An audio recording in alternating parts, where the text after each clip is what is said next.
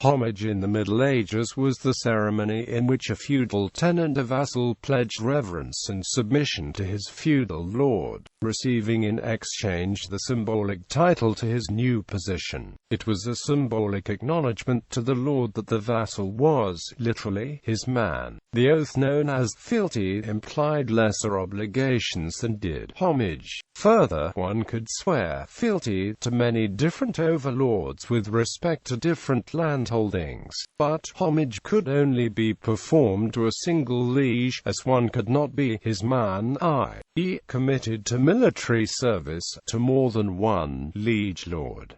There have been some interesting conflicts about obligations of homage in history. For example, the Angevin monarchs of England were sovereign in England, i.e., they had no duty of homage regarding those holdings, but they were not sovereign regarding the French holdings. Sir Henry II was King of England, but he was merely Duke of the Normans and Angevins and Lord of Aquitaine. The Capetian kings in Paris, though weak militarily, claimed a right of homage. The usual oath was therefore modified by Henry to add the qualification, "for the lands I hold overseas." The implication was that no knight service was owed for the conquered English lands. After King John was forced to surrender Normandy to France in 1204, English magnates with holdings on both sides of the Channel were faced with conflict. John still expected to recover his ancestral lands, and those English lords who held lands in Normandy would have to choose sides.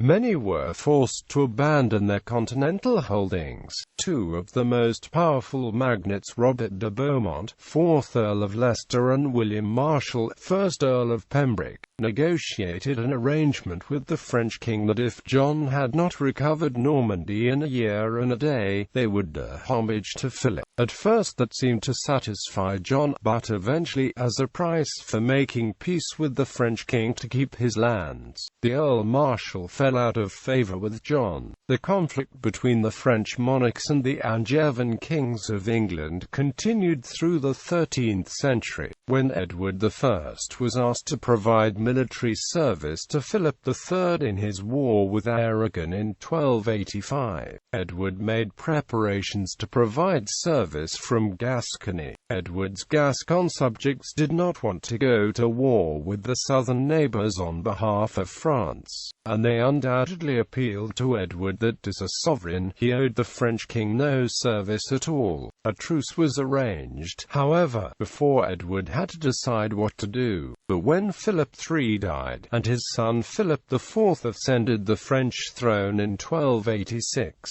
Edward dutifully but reluctantly performed homage for the sake of peace. In doing so, Edward added yet another qualification, that the duty owed was, according to the terms of the peace made between our ancestors.